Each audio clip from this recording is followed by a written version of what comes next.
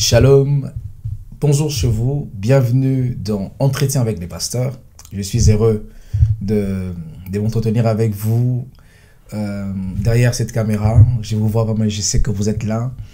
Et pour cette émission ou pour cet entretien avec les pasteurs, nous allons aborder un thème qui parlera autour de la contraception.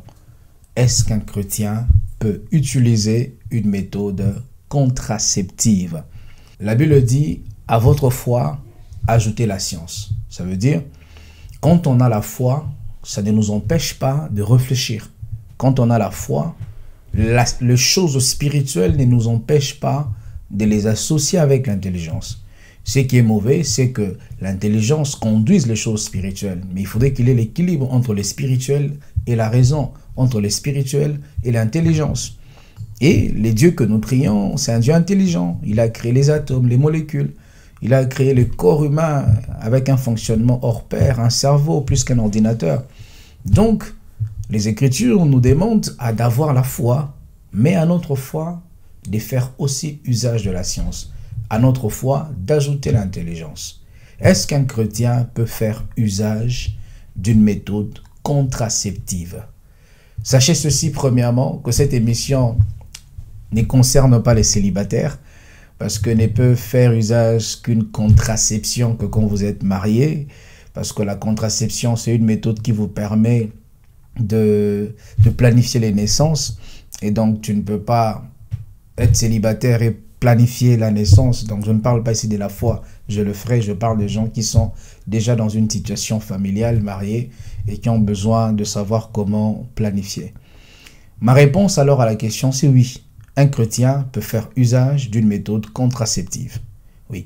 Souvent, j'entends les chrétiens qui utilisent ces versets, qui disent que Dieu avait frappé Onan, parce que Onan, lorsqu'il a pris la femme de son frère, quand son frère était décédé, pour susciter une génération, une progéniture, et il jetait sa sémence par terre, et Dieu l'avait frappé. Ah donc, il faut pas... C'est quand ça vient naturellement par Dieu, il faut pas l'empêcher et tout le reste. Et comme je dis, la Bible nous demande de faire usage de l'intelligence. À votre foi, ajoutez l'intelligence. S'il fallait que tout ce qui est naturel que Dieu a donné, que nous laissions que ce qui est naturel reste naturel, je ne pense pas que nous aurions des belles têtes. Nous aurons des têtes avec des cheveux qui vont dans tous les sens, la barbe qui pousse dans tous les sens. Mais si on a une barbe bien gérée, une belle coiffure, c'est parce que nous avons ajouté la science à notre foi. Il ne faudrait pas que nous soyons spirituels de manière déséquilibrée. Il faudrait que notre spiritualité soit équilibrée. Oui, on peut faire usage. Parce que si vous dites que, enfin, voilà, il faut laisser, quand Dieu donne, c'est naturel, ça doit couler, vous allez vous retrouver avec beaucoup d'enfants que vous auriez pu canaliser. Sachez qu'un enfant, ça demande beaucoup de choses. Prendre soin d'un enfant, ça demande énormément d'efforts dans tous les aspects. Les efforts spirituels, financiers, émotionnels, physiques, dans tous les aspects. Et donc, si Dieu a donné de l'intelligence aux médecins pour que nous puissions savoir comment planifier les naissances, c'est là, il n'y a pas de péché. Mais alors, sachez ceci, chers amis, que dans la planification des naissances ou sinon dans les méthodes qui existent de contraception, il y a des méthodes qu'un chrétien par contre ne peut pas accepter. Un chrétien ne peut pas accepter une méthode contraceptive qui tue la sémence. Par contre, un chrétien peut appliquer une méthode contraceptive qui empêche en fait la fécondation.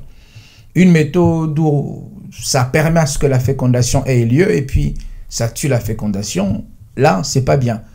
Là, c'est déjà un être humain, là, c'est de l'assassinat, là, c'est un péché, c'est le meurtre. Un chrétien peut utiliser une méthode qui empêcherait à ce qu'il y ait fécondation. Par exemple, il peut utiliser les préservatifs. Oui, ce sont des questions auxquelles les gens échappent, mais les gens se posent des questions. Est-ce qu'un chrétien peut faire usage? Et je dis oui, encore une fois, pour des personnes mariées. Parce que cette question relève des gens qui sont mariés. Et donc, pour conclure cette émission, chers amis, il est conseillé d'ailleurs de l'utiliser pour savoir canaliser les énergies que Dieu vous a données afin d'élever vos enfants dans la meilleure condition que possible. Parce que si vous avez beaucoup d'enfants sans savoir comment les gérer, la bénédiction de Dieu, un enfant est une bénédiction, mais une bénédiction qui est mal gérée, qui est non canalisée, peut devenir un problème.